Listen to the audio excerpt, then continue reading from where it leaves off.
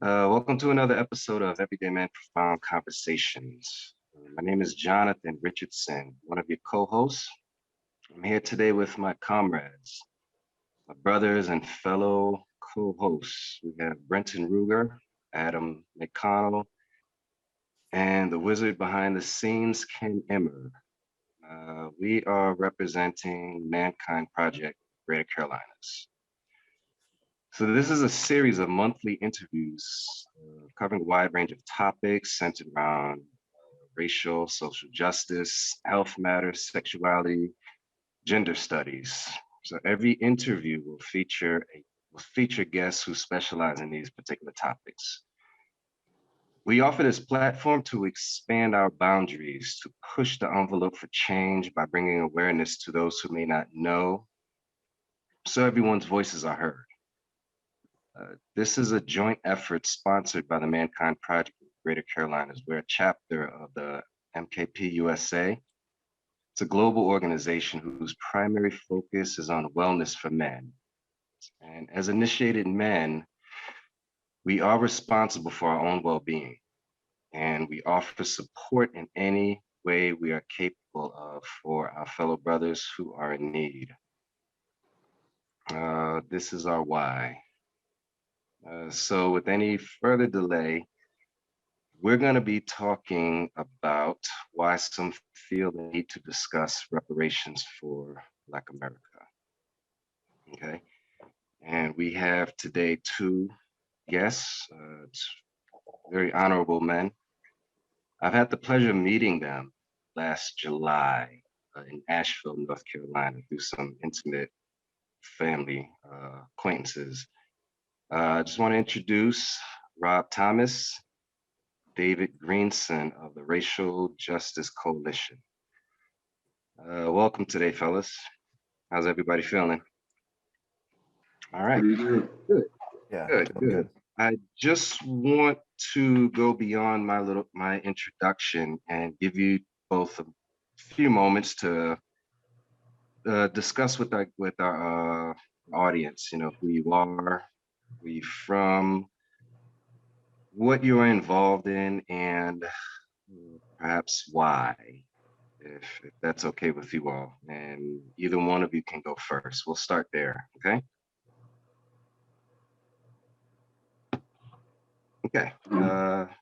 Yes. Yeah, so my name is Rob Thomas. I'm a native of Asheville, North Carolina. I'm the community liaison for the Racial Justice Coalition. Uh, that's my title, but I wear many hats under the Racial Justice Coalition. And one of the things that we primarily focus on is, gaining momentum around the reparations movement in general, and also uh, pushing our local elected officials into creating something tangible from the reparations resolution that we got here in North Carolina, Asheville, North Carolina.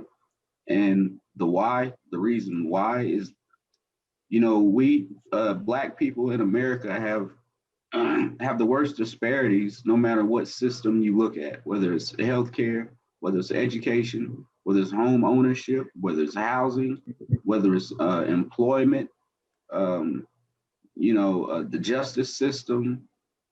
You can look almost within any system and see disparities between the statistics that pertain to African Americans and those that pertain to almost every other race in America.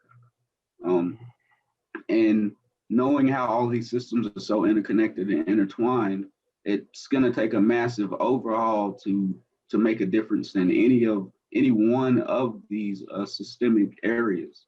And so that's why I think the need for reparations is so important. Um, the generational wealth gap is tremendous, and it's expected by 2050 that African Americans will be a debtor people, meaning that we will have less than zero wealth on average. But yeah, hopefully that wasn't too extended. no. Thank you. So my name is David Greenson. Technically, I'm the volunteer coordinator for the Racial Justice Coalition of Asheville. I also wear multiple hats, work with Rob pretty closely to see how we can address these pervasive historical harms that are still perpetuated to the present day. I'm also involved in a nationwide network called Organizing White Men for Collective Liberation. That's all about engaging more white men in the work of countering patriarchy and white supremacy. And the why for me is that I think white supremacy is a destructive system for everybody. It's especially destructive, obviously, for Black people and other people of color. But I think it's like bad food. You know, it's like if we're all living on a fast food diet. So some people can't afford to buy that much, and there are people who can afford to buy more and get the supersize me meal.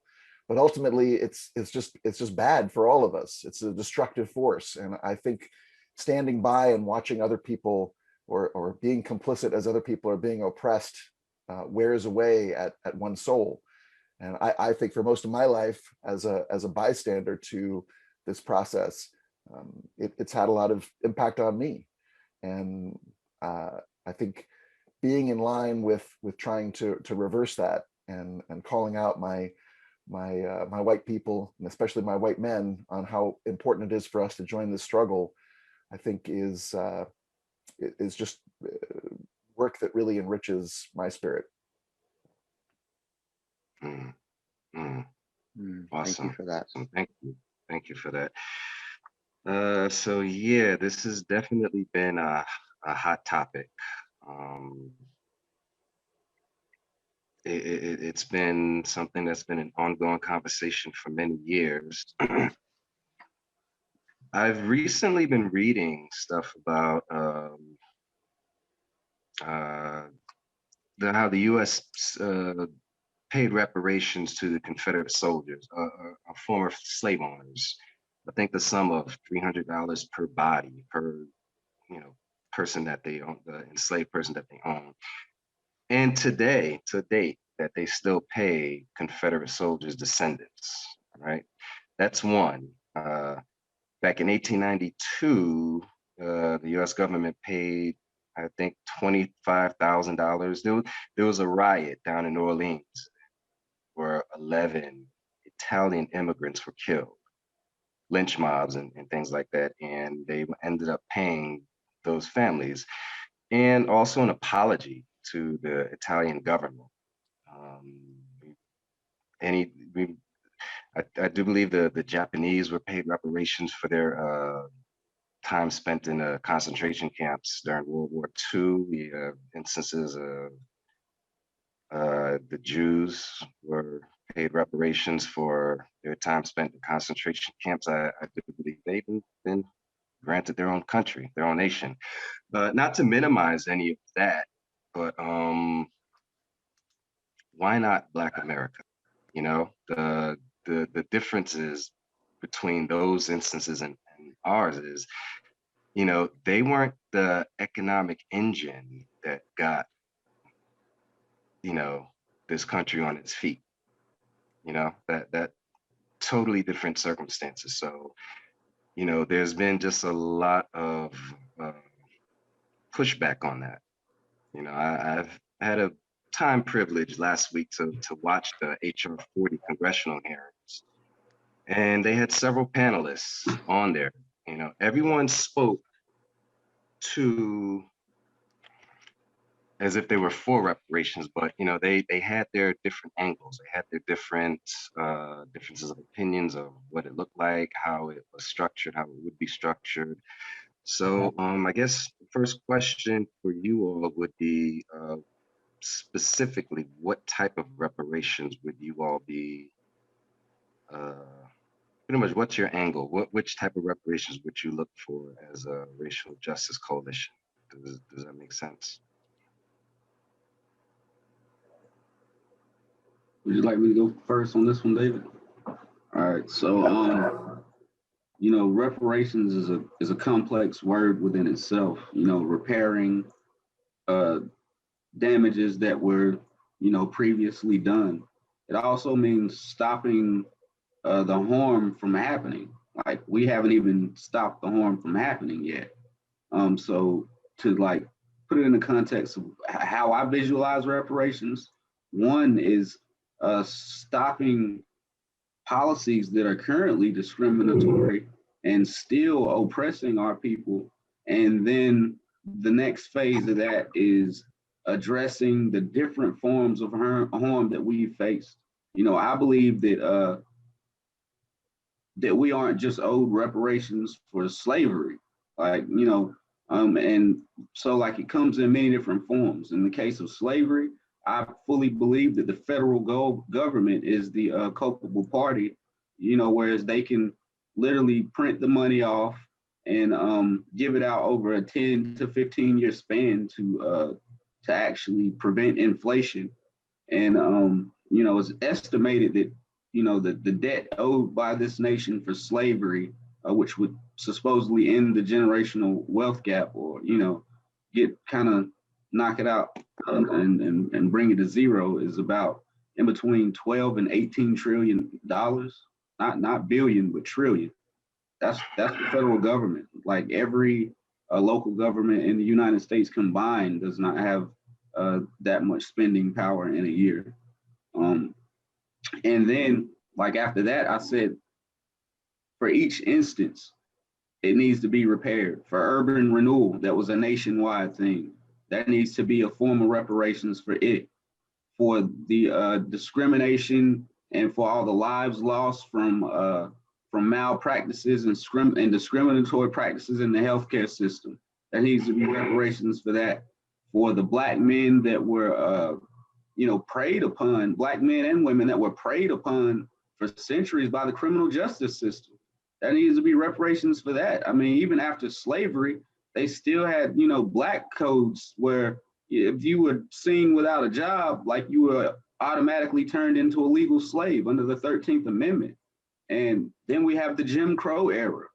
Then we have all types of discriminatory practices and policies that happen after civil rights. The FHA, and it's like there are so many different situations that need to be repaired and so many lives lost because of each one of these situations that you cannot just say, okay, hey, we're going to give every African American $900,000 and this is reparations for everything that the United States has done. That's how I feel about it. I do think that a lot of things require compensation, but I think what has been done to the African American in the United States is a lot deeper than compensation. And I can get into that deeper a little bit later on in this conversation.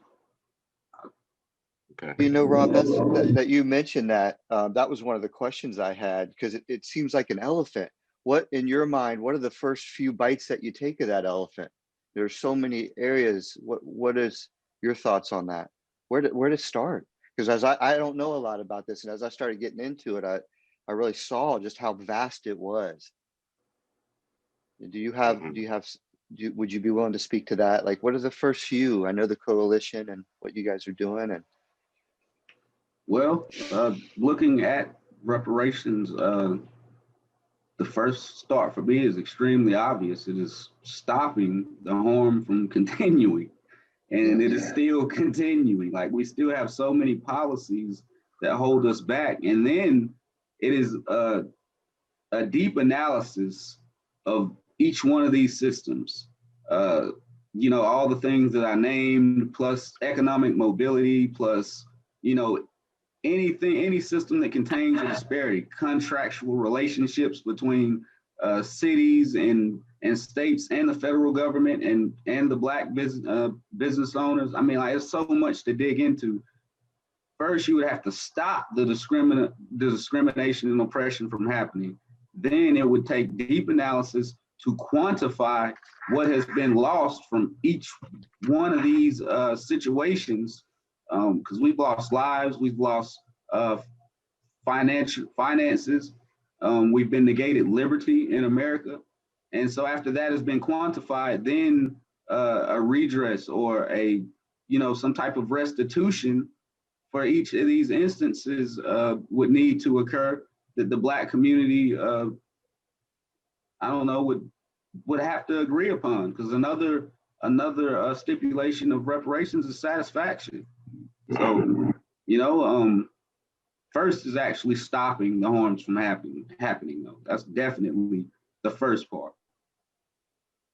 Yeah. Okay. I'll just jump in here because Thank you. I agree with Rob. I think there might be a little step, but a very crucial step that might need to happen before the harm can be stopped, which is just acknowledging the reality of the harm that's happening.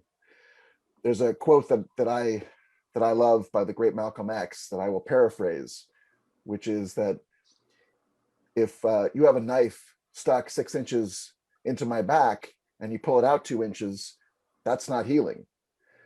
Healing is only when the knife is removed, and then the healing can begin. And this country hasn't even acknowledged that there's a knife at all. So I feel like the first really crucial step is just acknowledging the knife, acknowledging all of these harms that Rob has talked about that are historical, that continue to the present day. Then we can begin removing the knife. And once the knife's removed, we can begin to heal from the process. I think we could learn a lot from the 12-step movement. And there's a lot of power in a fearless moral inventory and just recognizing for yourself, for your family and your own personal history, your ancestors, and for your community and the place that you live and this country as a whole, for us to do a fearless moral inventory and look at some of these myths that we live by in terms of how this country was born and how it grew. And I think there's a lot of power in that as a beginning point. It's where we started here in Asheville with a powerful resolution that acknowledged all of these harms. Now, it's just the very first step. I think what Rob said is absolutely crucial. It's really the most crucial step to me is that elimination of the continuing harms that are happening. But folks have to recognize that the harm is happening and in order to begin to stop that. Mhm. I'm glad you mentioned Asheville, because that was part of the question that I asked. You all had some success there in Asheville as far as that I'm getting to full reparations. How is that looking today? What's the status on that? Because I know that took place last year in July sometime, right? Yeah, can you, are there any updates that y'all would like to share as far as that's concerned? Yeah. So it's a battle every day. Where we met with county manager, city manager, mayor, commissioner, additional county and city staff yesterday, actually, and trying to influence them, trying to influence their plan of what they think they can do for reparations in Asheville. And the main issue here is white supremacy culture that is embedded within the government itself. The institutional, systemic, and structural racism within government is going to be a serious roadblock to actually receiving something that is healing. That takes relational. That takes for them to be relational, and the government is extremely transactional, right? So the stuff that we bring up a lot of times, they're like, yeah, we didn't even think of that. Like, we didn't even look at it that way, and that's because everything is done in hierarchy and bureaucracy. And one of the major things that we're faced with right now, I think, is them wanting to completely control the whole process and have it to where, like, they want to set up a commission that's almost exactly like every other commission that meets and talks and then submits recommendations to the city and county. Then they have the option to say yay or nay. And it's like, no, why don't you just give them land and money and create some form of system that goes into this fund and create something where money can be accrued and to develop the land and let the commission identify the 5 major areas, healthcare, education, justice, economic mobility, and housing, and let them use the land and the money to, create solutions for each of these and continuously. Instead of them having to go back to you and continuously get approval, start them out with a big, large amount of something to where an endowment or some type of, interest can be accrued off of it annually, and allow them, give them their power back to solve their own situations, and they don't want to let go of the control. Like, they don't want to, it's hard for them to envision that. They're like, oh, we want to basically control the process throughout the duration thereof. And it's like, well, how do you expect that to be? Like, you're going to inflict a whole lot of additional harm in that way. But it's a battle every day, folks. Taking that black and white document and actually trying to turn it into something tangible in reality is a battle within itself.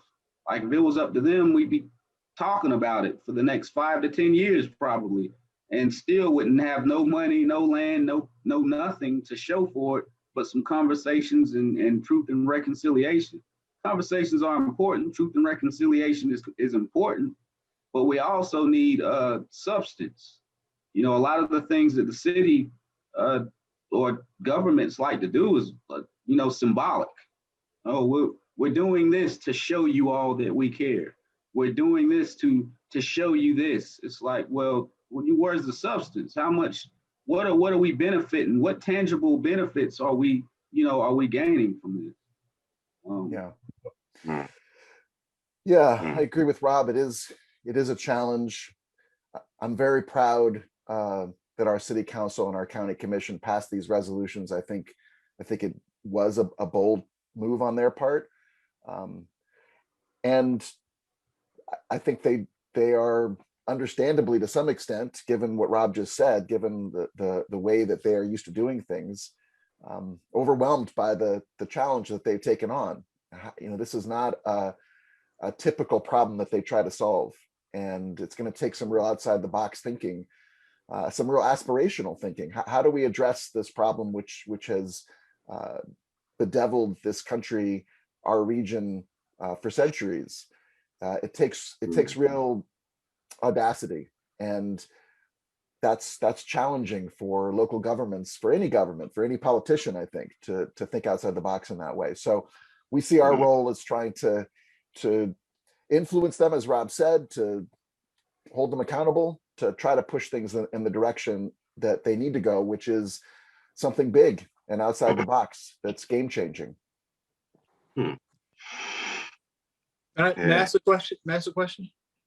I actually work for a local government, and when I look at the way in which our local government is structured, almost every department has some role that's related to race, either in its initiation, or through the policies over the years. You look at policing, you look at zoning, you look at code enforcement, and even in our city, even the recreation and art programs are directly geared toward helping kids mostly have something to do after school, and mostly those are low-income kids, and mostly those low-income kids are people of color.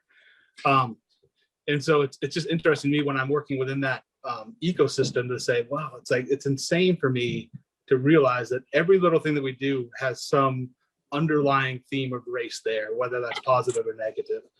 I think it's interesting that you gentlemen went to the city and were actually able to get at least a resolution saying that we should do something. And I think that that's something that happens quite a lot. And I think the concern I have is, where does that money and where does that land come from, with the understanding that most municipal governments are running shoestring budgets and are just trying to keep schools open and police on the street and firemen in the firehouses. Where do you guys propose these monies for these programs would come from?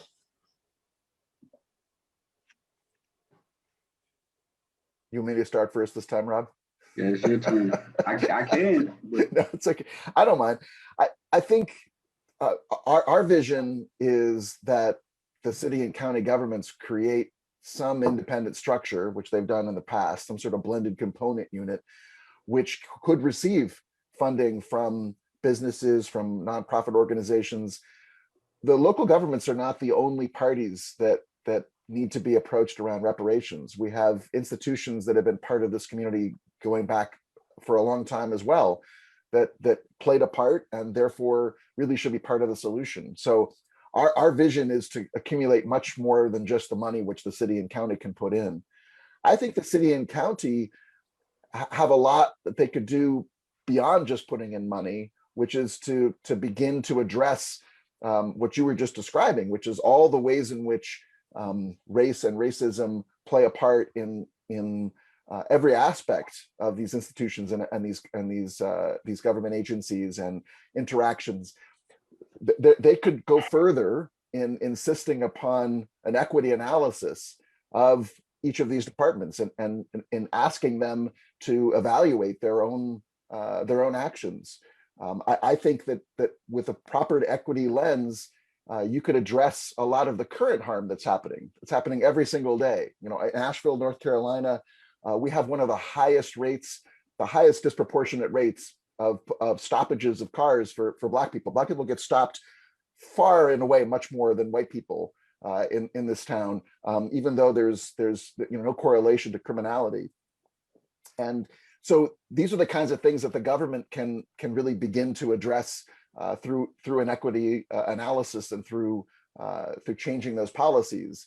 That doesn't affect their bottom lines at all. They could do those things without having to radically increase their budgets. I guess I'll pick up where you left off, David.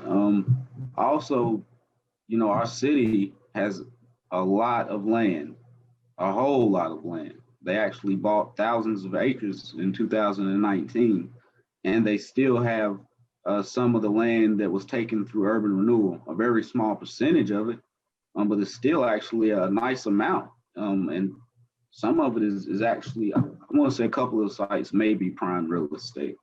So, and our county government, they have $400 to $500 million annual budgets. So, getting some money from the county and at the least getting the rest of the urban renewal land that they own back would be a nice start. And like you said, the city is definitely on a shoestring budget. And but they've got so much land that they could easily, give us this small percentage of what they took from us back. And what's so crazy to me is they kind of balk at that. Like they can't fathom giving back a small percentage of what's left that they took in the first place. It's like, wow, like, what did you think was going to happen here? Whenever you created this resolution that you signed on to, we got a moratorium placed on urban renewal land. Did you think that we got that moratorium placed on it? When you were signing that moratorium on urban renewal land, why did you think we were asking for that? It's like, did you not see this coming? Like they're shocked when I'm like, yeah, you should give us the urban renewal land back as a start. Because when you have land and money, anything is possible.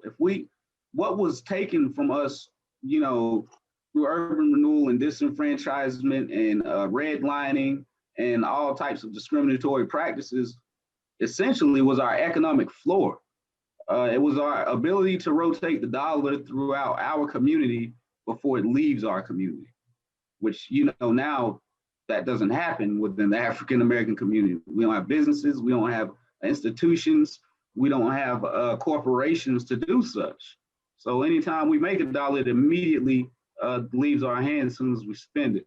And so if you've got land and you've got money, like I said, almost anything is possible. Whether you wanted to build schools, whether you wanted to build healthcare institutions, whether you wanted to build a commercial business sector where Black-owned businesses could lease for free for extended period of time, so they wouldn't have to worry about overhead, so that they could expand and try to gain a footing in the economic environment here. And again, to address your question, where should the money come from? It should come from many different sources. Like I said, city has land, county has massive amount of finances. Then we've got so many private institutions, like, you've got the Grove Park Inn, which is an extremely wealthy 5-star resort. You've got Dogwood Health Trust, which is a multi-billion-dollar trust fund that usually gives out $90 million annually. And that's just like the interest that is accrued off of this trust fund. Then you've got, you've got the Biltmore Estate, which was built upon land that was literally taken from a Black community. And, they forced the Black community to then move to another area. And so you've got, there are so many, the TDA, Tourist Development Association, Chamber of Commerce. Then you've got local businesses that if we did a campaign and was like, hey, get this I support racial justice, plaque to go in your window, donate $500 to the reparations fund. It's just so many different ways we could take it to build it up to a substantial amount of money, all the way to grant funding, for a blended component unit structured in the right form and fashion. We have something here called the One Buncombe Fund, and it's got federal dollars, state and local dollars. Then you've also got public and private entities that have put money into this funding that can then be used to, as coronavirus pandemic relief, emergency relief or whatever. And doing something that's similar here, I think is definitely the immediate next step. Needs to happen immediately so we can start getting funding attached to it and land attached to it. Good points. Good points. I want to shift it just a little bit from municipality standpoint to something else. This is just some thoughts that I've written down, and just, things that I've thought of over the years as being a pro-Black individual. I look at America as, it's no secret that this institution of America is built on white supremacy, right? And some people call it the white power structure. It's all similar metaphors. To me, like, the brick and mortar of this system of white supremacy can be viewed, for me, as the white family structure. Little components, millions of these structures compiling to the system. That's just how I see it. Because if you look at it, every branch of government, every banking institution, every financial engine running this country, there's a member of the white family in these roles, making decisions, making choices, collectively coming together to take us where we are today. The education system, teachers, principals, every body of those who make the rules of this country, there's a member of the white family structure in it. So to personalize this, one of your questions, what can white people do if they are moved by this issue and want to get involved? I'd ask David if you wouldn't mind giving some recommendations on that. Sure. I think that because of what you just described, Jonathan, I think it's important for white people, I would say especially white men, who still have such a tremendous percentage of the available power in this society.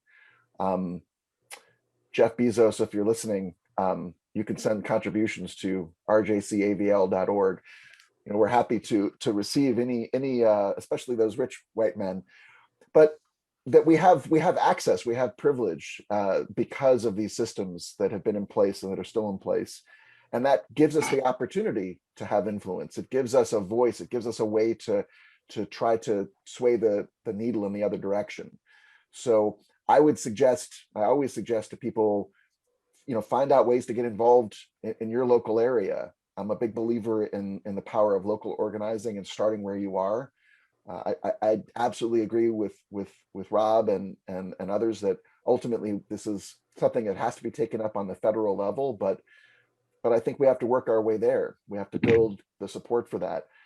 There is an organization that I think does good work called Showing Up for Racial Justice, or SURGE. You can find them on the web, Showing Up for Racial Justice, and you can find a chapter or start a chapter near you. This is a group that's all about how do we get more white people involved in the movement for racial justice. I mentioned before OWMCL, Organizing White Men for Collective Liberation. It's a much younger network, but it's specifically for white men who want to get involved with this work, because white men are very underrepresented in this work. We're the last ones to realize that this is a system that needs to be dismantled, because we're put in a very privileged position within it. But white men are disproportionately suffering from mental illness in this country, and suicide. We're not doing so hot either, and it would behoove us to be part of this work for collective liberation to dismantle this system. So I would go to those resources. I would just do a little bit of research. It really isn't that hard to find out what's happening in your community and to find out ways that you can get involved. There are things happening everywhere. So do a little digging, ask some questions. It's really more a question of deciding that you want to be part of it than that it's such a difficult thing to figure out once you have to make that decision.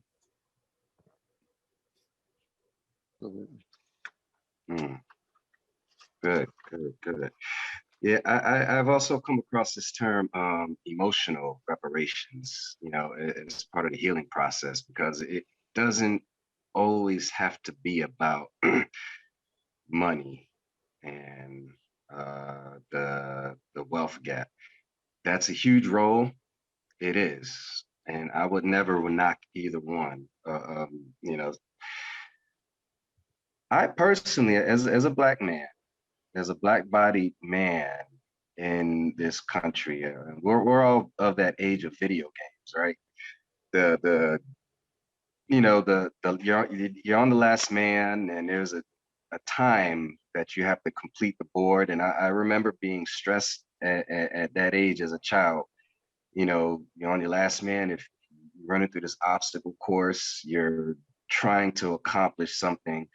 The stress levels that I feel every day, going to work, going home, going to the grocery store to get food for my family. The stress levels of being in a deadly video game with just one man left is what I feel every day. I'm 9 weeks sober, so the anxiety doesn't kick in as much as it used to. But that type of reparations is what ones need to discuss. Also, it's something that needs to be addressed in any way, shape, or form. And simple things like that can go a long way. I just feel that that's important to talk about as well. When you mention, white men aren't doing as well, aren't doing that well either. I've been in my share of conversations with white men, so I don't feel that stress, but I know it's there. But just the statistics that Rob shared earlier, I mean, it's beyond my comprehension of why is how we're still here as black men, as Black America, how we're still here. Absolutely, Jonathan. And if you don't mind, let me just clarify, when I say, speaking to my white brothers out there, that we're not doing so well either, I think it's crucial to put that in the proper context, right? I mean, the daily struggle for Black people and other people of color in this country, there's nothing that compares to that. I think it's really important to make sure that's clear. I mean, what I often say is, as a white person in this country, if you wake up to this reality that you have been standing your whole life on the necks of other people. Perhaps you didn't even know it.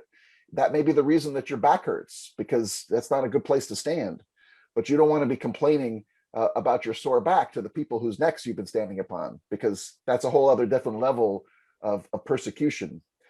So all I mean to say is the system isn't working very well for anybody, but absolutely the boot is on the back of some people, and those of us that are part of that boot or that have been complicit in that boot need to do something about it.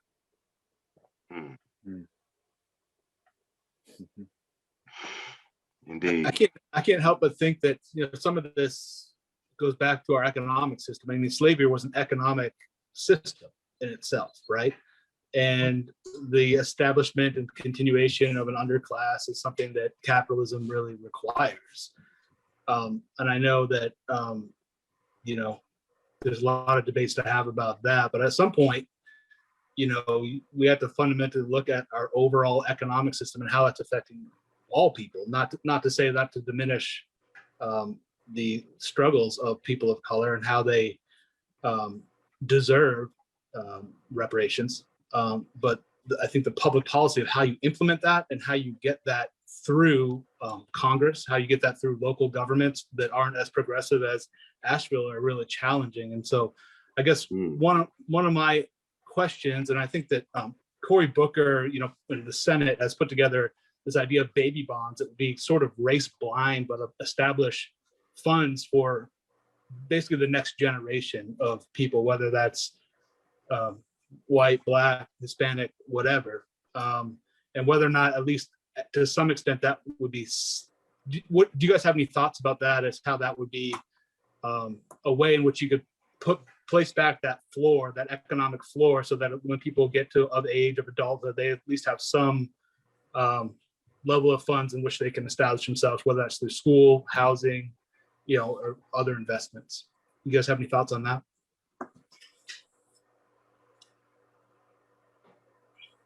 You go, Rob. Yeah. So there is one thing I wanted to say.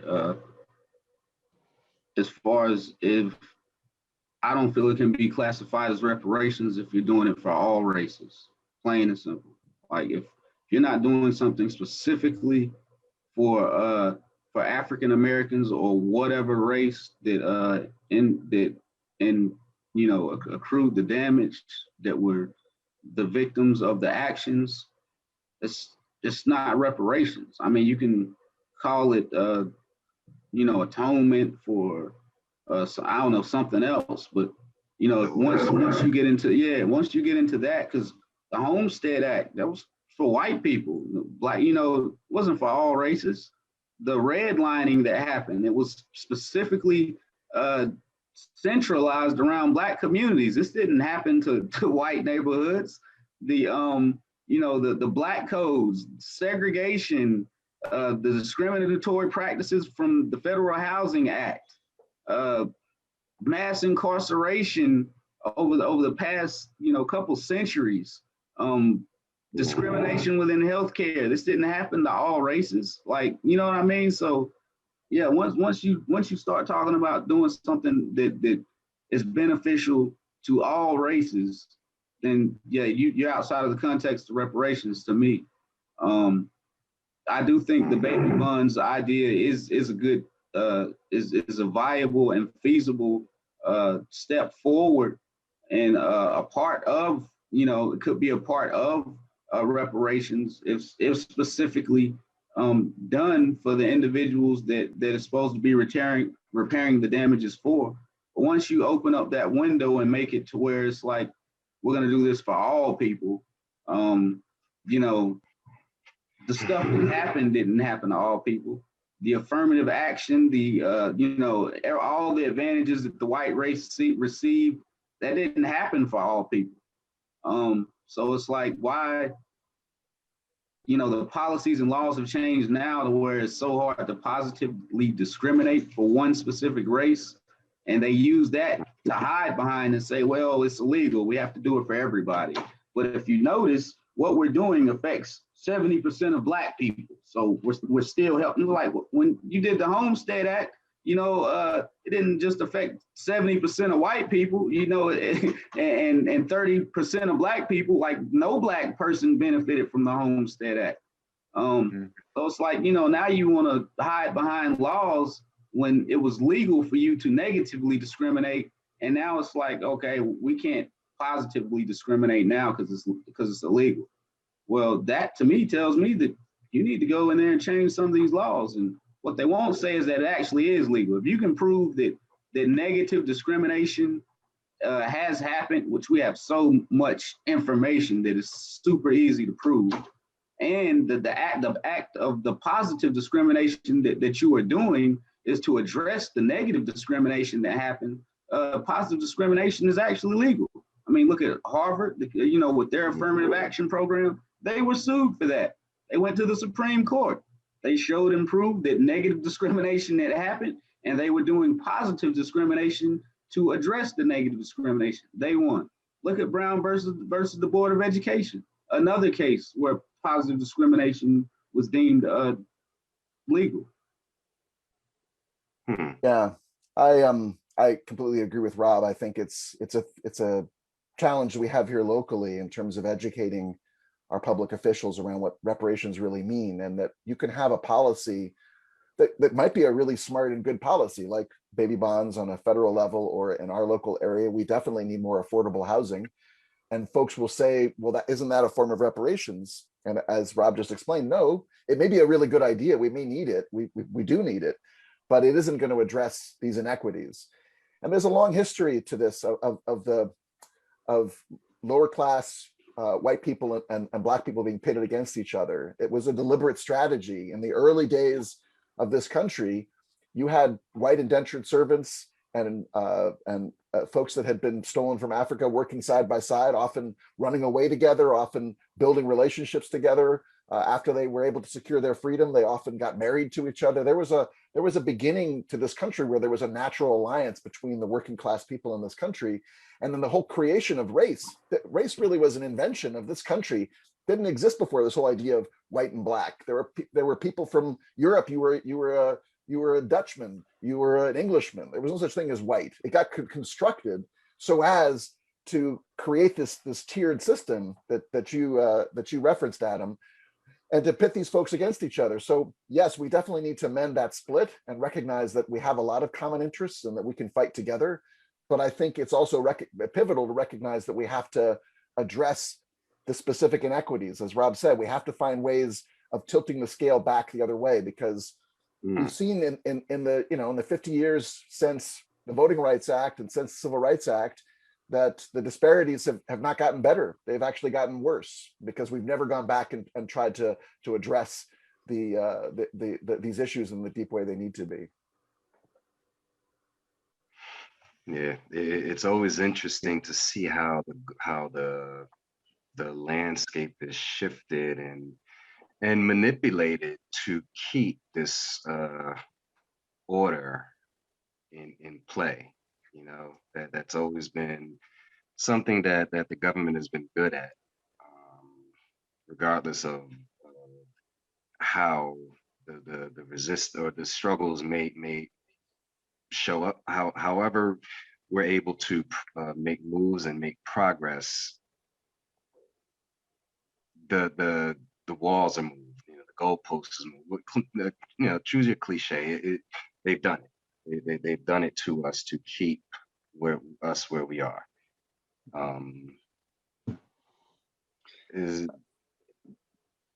Could I ask a question?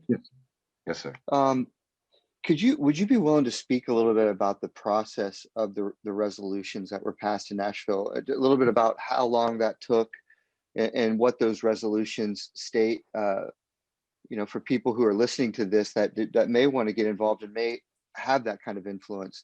Would you be able to speak a little bit to that? What that journey was like to get those passed? How long did it take? What were things to be aware of? You go, Rob. Rob, would you be willing to share? Yes. So and I know you said it's an everyday fight. So. The resolution itself took 2 weeks, actually. It took 2 weeks. Me, myself, former city councilman, Keith Young, and an academic professor here locally strategized to actually get that implemented and signed.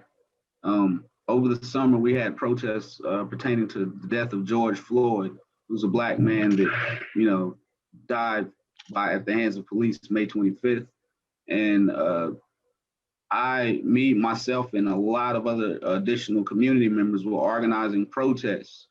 And we had issued a list of demands to City Council. And one of those demands was reparations.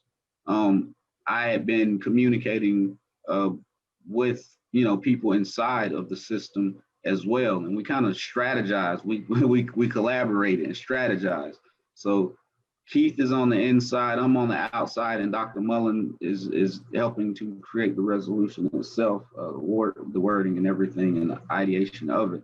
So we are keeping up the momentum on the outside, right? So Keith is like, look, right about now, they're at the weakest point they're gonna get, the elected officials. He's like, man, they don't know what to do. It's protests. He's like, this is when we spring this on them. And he's like, we should push it as far as we can. And then we started talking, like, well, what's the biggest thing we could do? And we're just like, reparations. Like, let's get something in black and white, because this moment is gonna pass. So let's get something to where it can kind of be a placeholder on this moment. So when this momentum dies down and white people no longer care about Black people being brutalized by police, we have something that we can hold them accountable to keep moving this conversation forward. So that is how it came about. And he drafted the first draft of it and sent it to me. And I started changing my messaging in community to focus solely on reparations for I want to say about a week. We also created an advocacy team when these protests first started. And, now it's comprised of 1,800 volunteers. We created it April of last year. At that time, we were at like a few hundred people. And what these people would do, we would send them calls to actions, emails that contained a whole lot of information, and then action steps, direct things that they could do to help influence change. So we started reaching out to all these people and directing them to email and phone call and call in the public comment saying that they wanted reparations.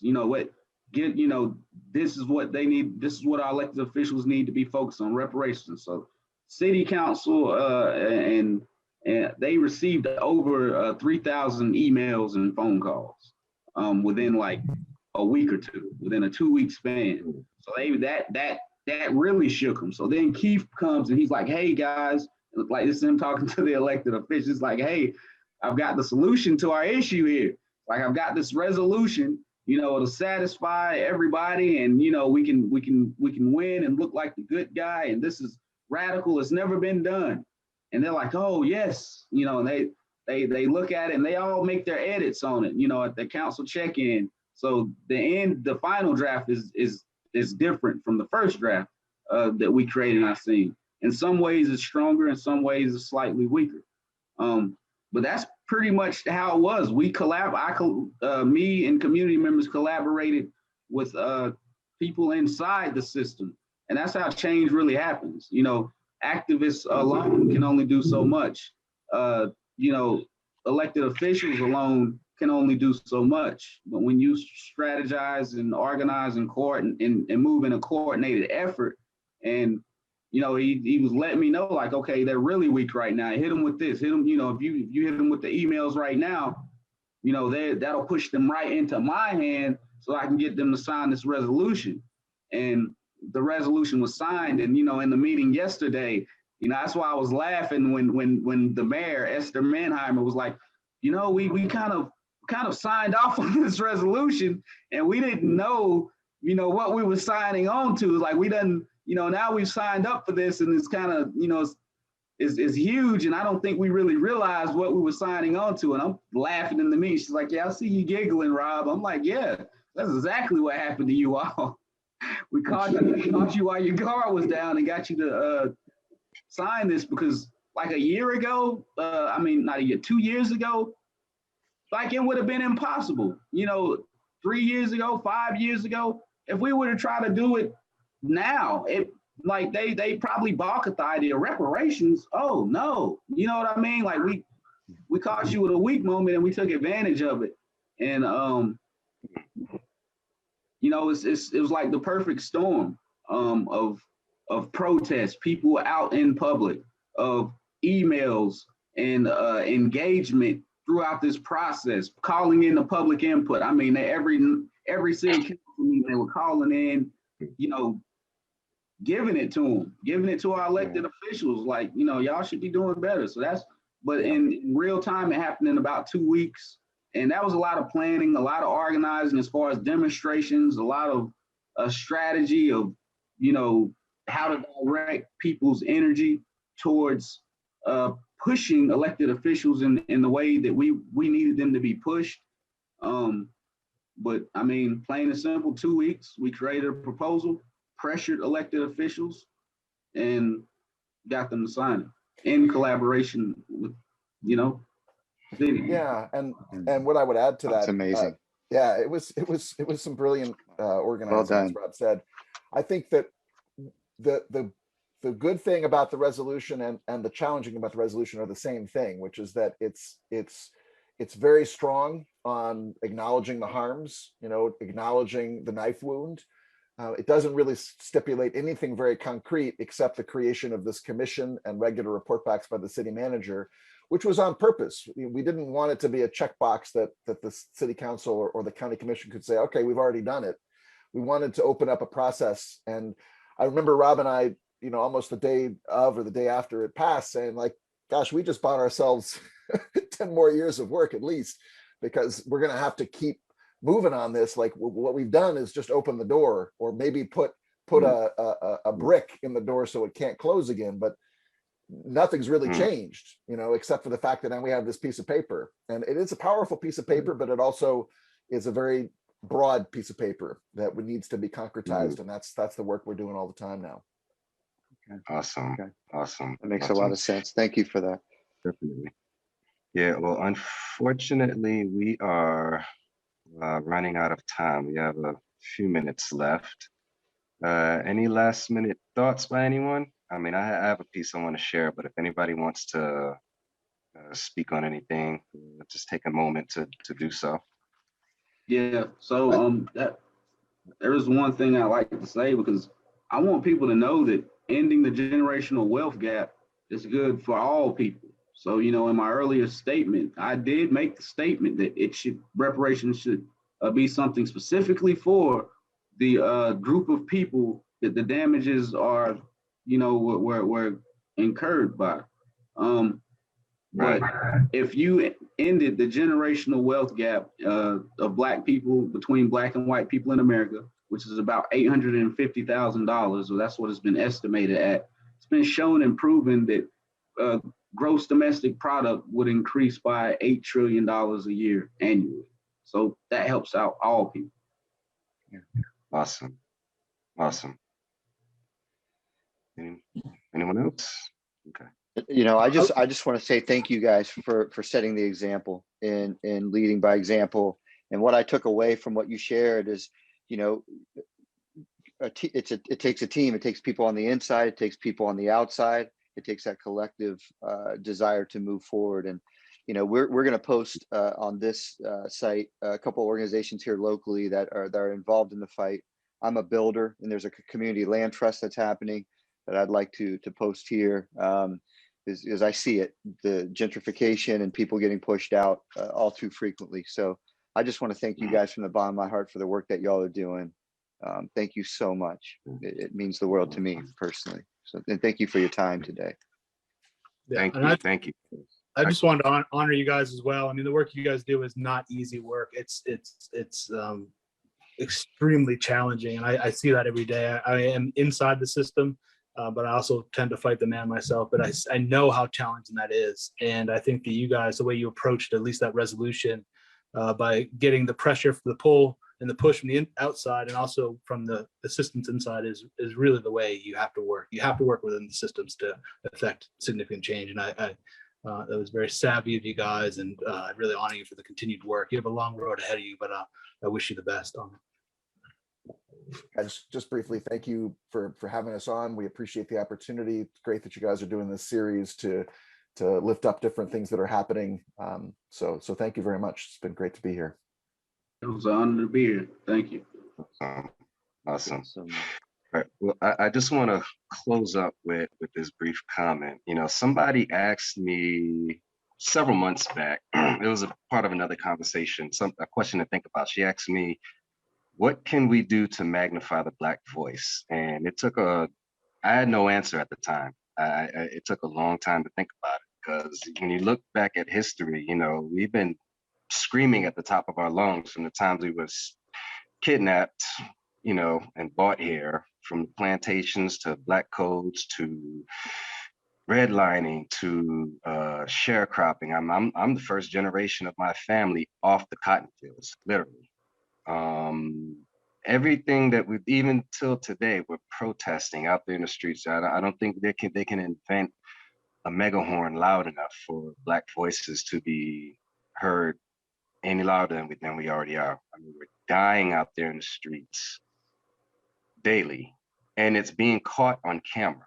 And, you know, so my answer to that, you know, how do we magnify Black voice, is my suggestion. I suggest that, you know, our white-bodied brothers and sisters need to become better listeners, because of the blueprint of what to do, to me, is laid out in the history of the resistance of our collective struggle. You know, find out what was done all of these years to resist our progress and counter it, if that makes sense. Okay. So again, thank you all for being here. And if there's any questions, comments, concerns, you can put it on the comment thread in our fan page, Everyday Men, Profound Conversations, and we will be glad to answer them and address any concerns. Thank you. thank you too. All right. Thank you for now. We'll see you all next time. Okay. All right.